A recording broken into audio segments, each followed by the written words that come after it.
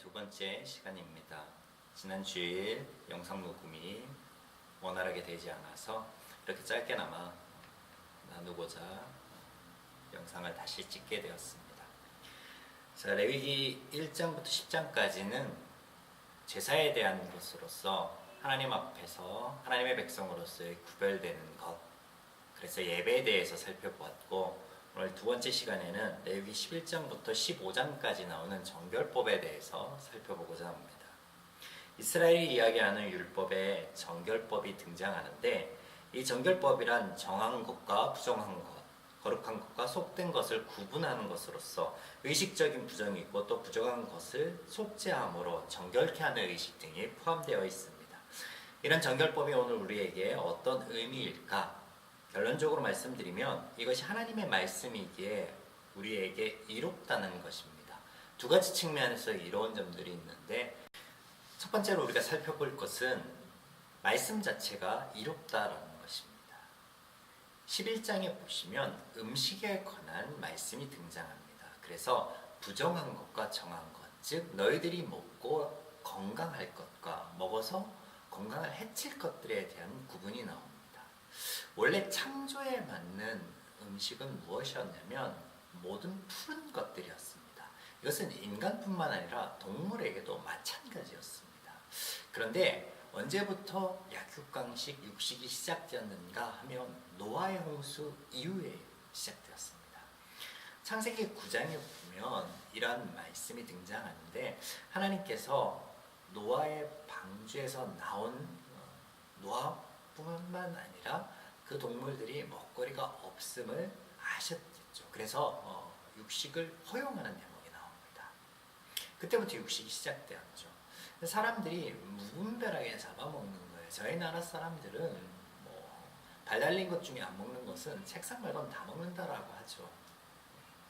그래서 그런지 저희 나라 사람들이 혈액에서 생기는 질병 또 사망률이 1위라는 걸 여러분 아신지 모르겠습니다. 하나님께서 먹으라는 동물들을 보면 깨끗한 거예요. 대체적으로 창조의 원리를 쫓아 푸른 것들을 먹는 것들, 하나님께서 그런 동물들을 먹어도 된다, 너에게 정하다라고 하십니다. 반면에 잡다한 것들을 다 먹는, 채식도 하고 육식도 하고 그런 동물들은 이롭지 못하니 너희에게 부정하니 먹지 말라라고 합니다.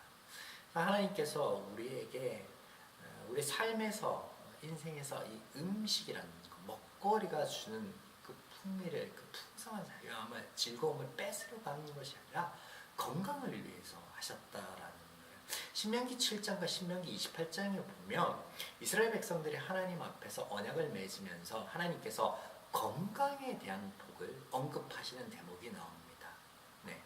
그때 내가 너희에게 이야기한 이 말들 중에 너희가 지키면 건강하게 될 것이다 라고 할 때, 그러면 하나님께서 건강을 위해 주신 말씀이 뭐냐라고 하면 이 레위기 11장을 떠올릴 수 있겠죠. 12장에 보시면 산모에 관한 규례가 나오고 13장과 14장에는 피부병에 관한 규례가 나옵니다. 또 15장에는 유출병에 관한 규례가 나오죠. 이 모든 것들이 하나님께서 구분시킵니다. 부정하다, 정하다라는 말로. 그런데 아이를 낳는 것, 아이를 낳은 산모가 왜 부정하냐? 이상하지 않습니까? 하나님께서 처음에 사람들을 보았을 때, 첫 대면했을 때 너희는 생육하고 번성하라, 땅에 충만하라 라고 축복을 하셨습니다. 그렇다면 그런 축복에 의하면 이 사년이 맑아지는 기간 동안에 부정하다라는 말은 앞뒤가 맞지 않습니다. 제가 말씀을 증거하면서 늘 언급하는 한 가지가 있죠. 그것은 뭐냐면 진리의 보편성이라는 거예요. 10년 전에도 3.3은 9였고 지금도 3.3은 9고 10년 후 그 이후에도 3.3은 계속 9일 겁니다. 그래서 하나님께서 부정하다라고 하는 것은 이 산모에게 어떤 안 좋은 것, 안 좋은 영향력, 뭐 그런 의미가 아니라 회복을 위한 배려의 시간으로 남자에게는 남자아이를 낳았을 때는 33일, 여자아이를 낳았을 때는 66일을 구분하여서 보호하라, 지켜라라는 의미에서 이렇게 말씀하셨겠죠. 또 해산의 고통, 이 축복이 죄로 인해 얼룩져졌음을 기억하라는 의미에서 12장의 말씀을 주셨습니다. 13장 피부병에 관한 것, 여기서 등장하는 피부병이 한센병, 나병이죠. 나병. 근데 당시에 이 나병은 편견이 있었습니다.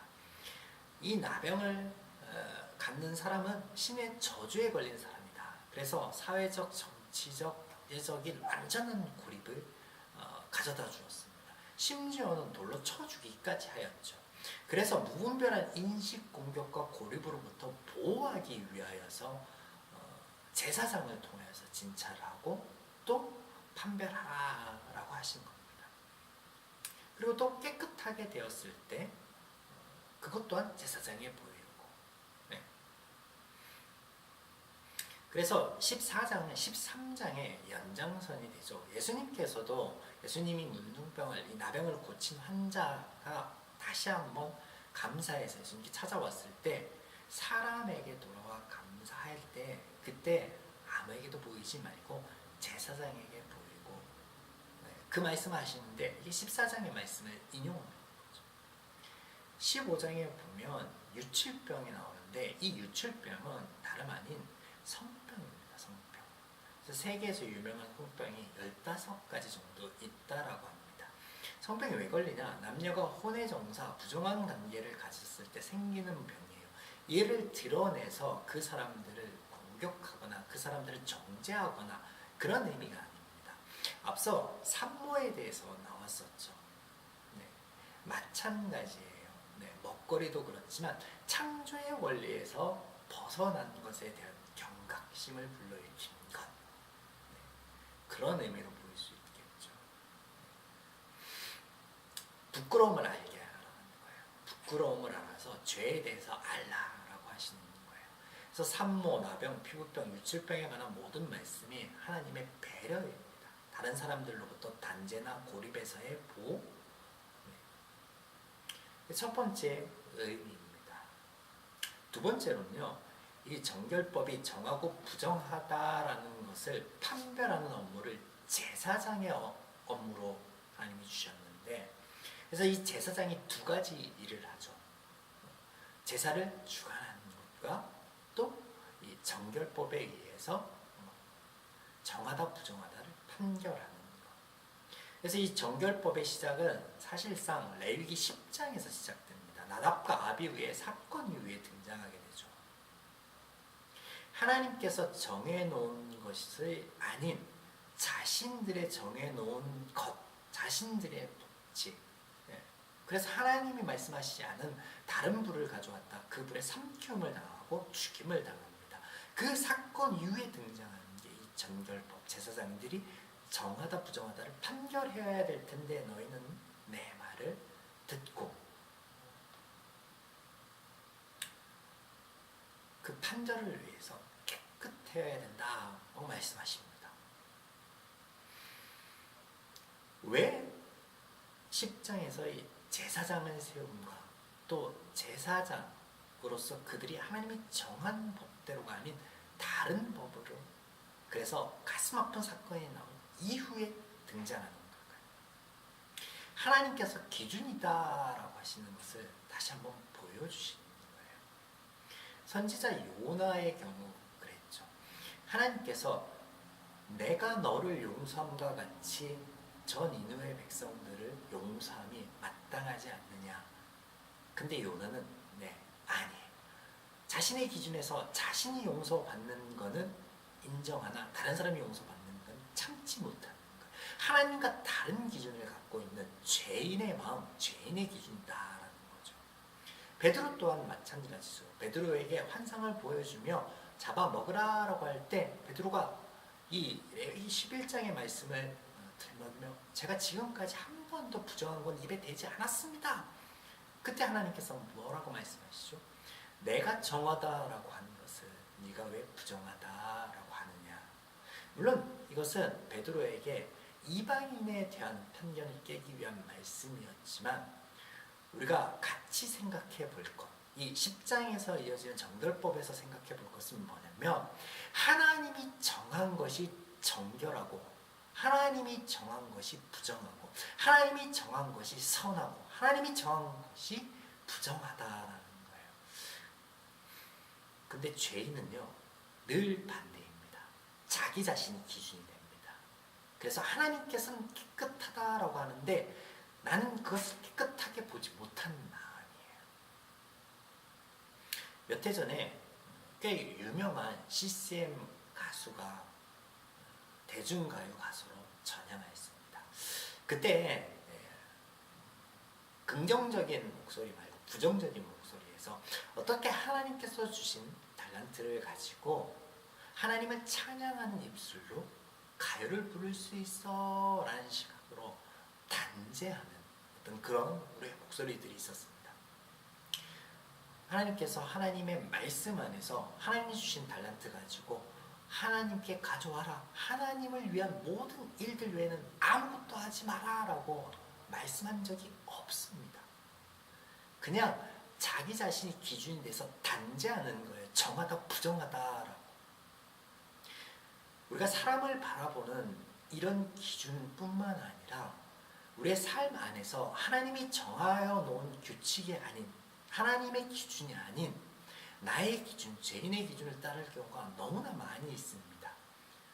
정치인들을 바라보는 시각부터 시작하여서 교회 안에서의 리더를 바라보는 시각. 네, 그들이 정하지 못하다, 부정하다, 선하지 못하다라고 하면서 당신은, 자기 자신은 정한 사람이 되기 위한 노력은 하지 않습니다. 후대에 정한 사람을 키우기 위한 어떠한 노력도 하지 않습니다. 단지 단죄만 할 뿐입니다. 리더를 향한 모습뿐 아니죠. 우리의 삶의 전반부에 보면 그와 같은 경우가 많이 있습니다. 하나님이 정하여 놓은 말씀에는 그렇게 이야기하고 있지 않는데 내가 정하는 법으로. 그러나 하나님께서 레위기 10장에서부터 15장으로 이어지는 이 정결법의 말씀을 통하여서 정하고 부정함의 기준은 나이다. 하나님의 말씀 안에서의 자유함이 있고 평안함이 있다라는 것을 말씀하여 주시는 거예요.